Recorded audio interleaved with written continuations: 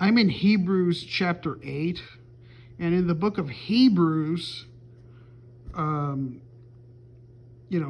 we are reminded of God's new covenant that he will make um, with the house of Israel and the house of Judah, okay? Now, starting at verse 7 here in Hebrews chapter 8. For if that first covenant had been faultless, then should no praise have been sought for the second. Verse 8, for finding fault with them, he saith, behold, the days come, saith the Lord, when I will make a new covenant with the house of Israel and with the house of Judah, not according to the covenant that I made of their fathers in the day when I took them by the hand to lead them out of the land of Egypt, because they continued not in my covenant, and I regarded them not, saith the Lord, for this is the covenant that I will make with the house of Calvin. Oh no, that's not what it says. This is the MeSV. Okay? It says the house of Israel. Right? I will make with the house of Israel after those days, saith the Lord, and I will put my laws in their mind and write them in their hearts, and I will be to them a God, and they shall be to me a people.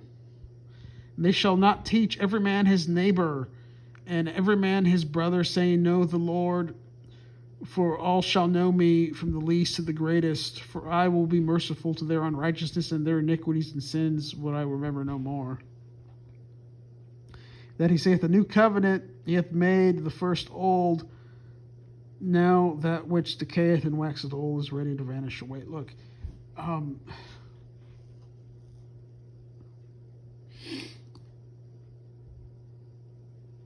the New Testament church has teachers, okay?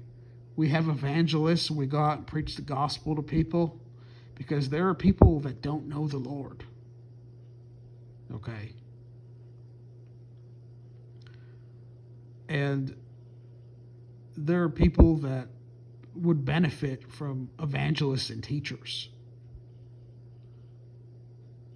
But here in the future, this is a future event where there's going to be a time where people aren't going to need teachers. Okay. Everybody's going to know God from the least to the greatest. It's a future event. It concerns the nation of Israel. Clearly.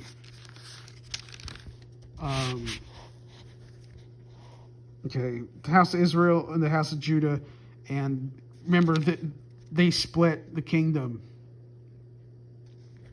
way back when, but the good news is for them is that the kingdom is going to be reunited, and they're finally going to accept Jesus Christ as their Messiah. And yeah, he's going to reign physically from the throne of David in Jerusalem in the future. So this new covenant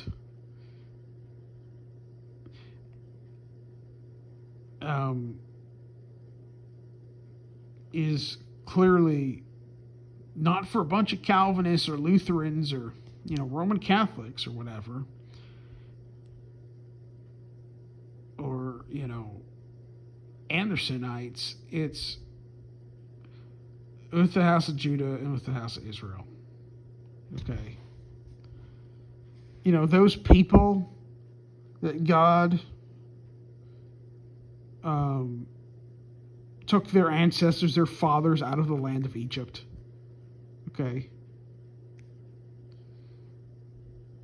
Steven Anderson and Roger Jimenez and Jonathan Shelley don't have a bunch of ancestors that were taken out of the land of Egypt.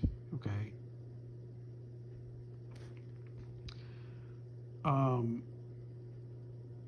John Calvin,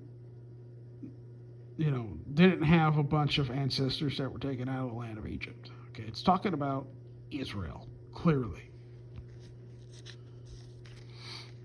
Um, and look,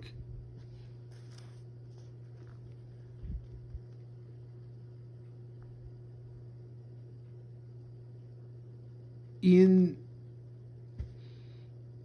this is making reference to Jeremiah.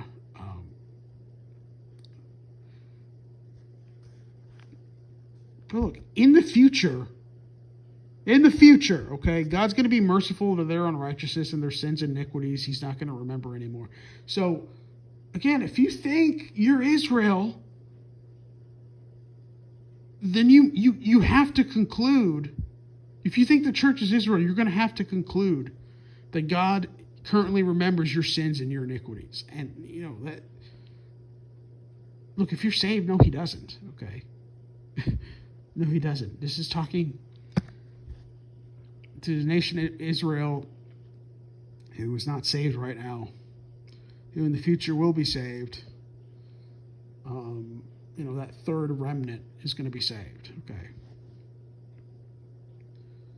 But that third in Zechariah.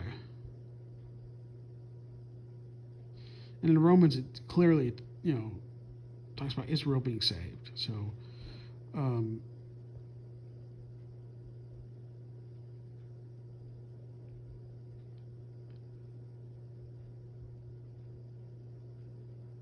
and he says there, right? I put my laws in their mind and write them in their hearts. If the church was Israel, this would read something like, I will put my laws into your mind and write them in your hearts, and I will, be to you a God. Look, the church isn't Israel. Okay. And this new covenant thing is clearly to Israel. It's not to the New Testament church.